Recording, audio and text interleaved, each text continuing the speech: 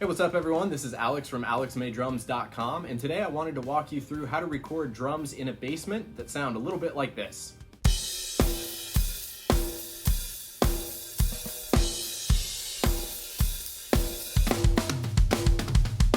So towards the end of last year, I moved to Nashville, Tennessee. My wife and I live downtown in an apartment, which is not at all conducive to recording live drums. So at the moment, I'm sharing a basement with some family where I've been able to record several different drum sessions for various clients, as well as different social media content, and record some music of my own that'll be coming out soon. So I wanted to walk you through how to get a usable drum recorded sound out of something that is a less than ideal scenario in terms of, just a room and a basement. So that being said, there's a few different things you need to get started recording drums in a basement. And the first is going to be, aside from a laptop or some kind of computer, you're going to need an interface. Now, I have an 8-channel Focusrite Claret interface that I'm also running into a Sapphire Pro 40 to gain an additional 8 preamps. Starting out, I would at bare minimum recommend a 4-channel interface, but definitely spring the extra cash if you're able to for an 8-channel because that'll allow you greater flexibility. But we're actually going to start out looking at a 2-mic setup just to get you going. So if you only have access to a couple microphones and a couple microphone inputs, I would recommend using a kick mic and a singular mono overhead condenser microphone. For this setup, we're going to use the CAD Audio D88 Live kick mic and also the CAD Audio E100SX large diaphragm condenser.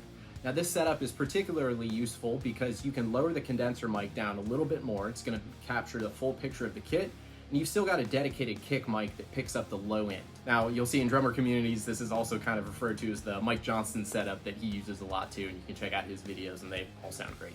So here's what the 2-mic setup sounds like.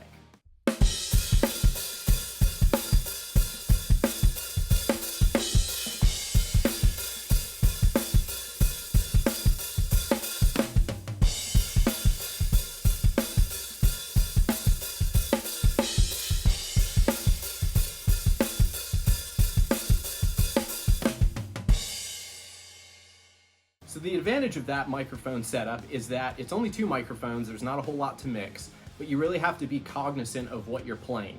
Because you don't have individual mics on every drum, you can't adjust the mix later on. You can't say, oh, the snare was a little loud, I need to pull that down.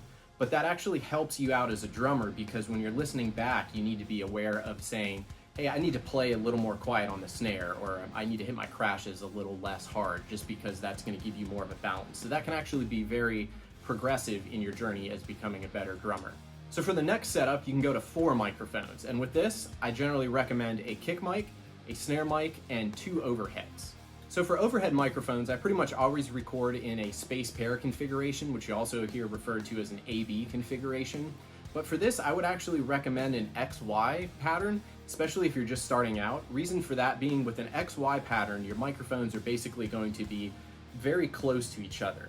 And that's going to eliminate any kind of phasing issues you have, meaning that if you hit your snare, the snare is going to hit both microphones at the same exact time. You're not going to have to worry about any kind of frequency cancellation that you would with a space pair. A space pair, you have to be a little more meticulous about where you're placing them and make sure that they're lining up.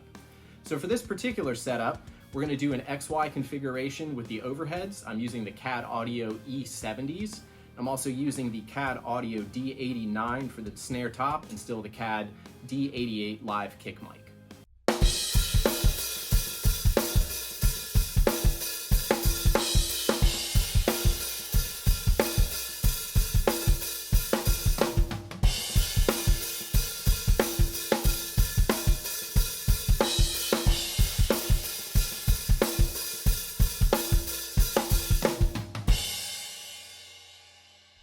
So as you can hear, a 4-mic setup gives you a little bit more control. It allows you to manipulate the snare and the kick separately, which is a huge plus in the mixing stage.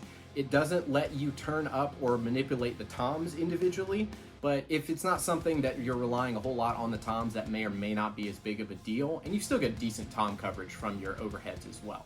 So moving on from that, the next step up is going to double the microphone count to 8. Now this is what I generally consider kind of the bare minimum for an album quality recording for drums, specifically because this allows you, at least on a 4-piece kit, to have a microphone for every source. So you've got the 4 that we already have, but you're adding 1 more microphone for each tom, so you've got another 2 right there, bringing it to 6. You can add a snare bottom microphone to pick up the buzz of the snare wires, which is super helpful. And then you can add in that last final eighth mic as a kick-in microphone. And what that does is give you a little more of the beater articulation and can give you a little bit more attack. So blending in a kick out and a kick in mic can really help kind of create a more cohesive sounding kick drum. So having 8 microphones to record with, that's what this is going to sound like.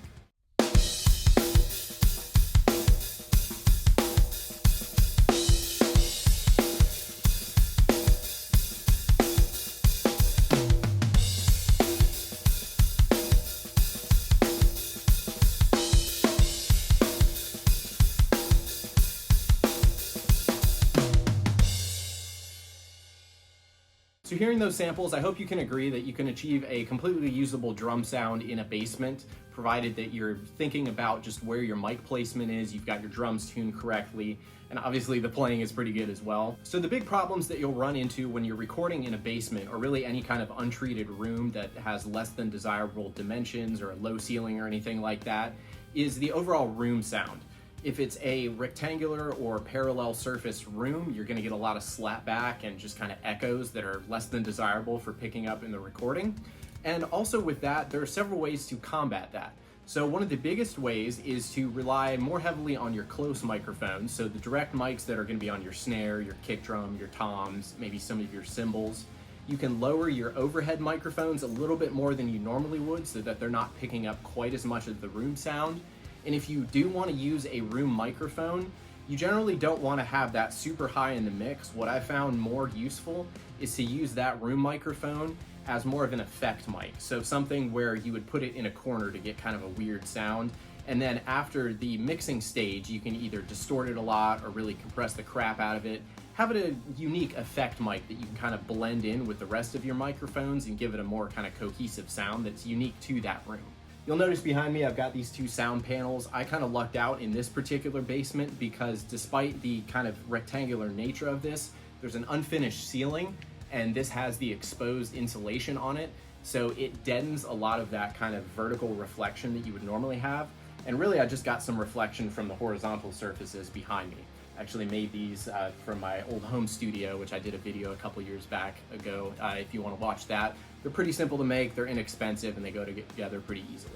So please subscribe if you like this video and want to see more drum content coming up in the future. I've got a few other videos planned, and I'm also going to be working on some music production videos as well.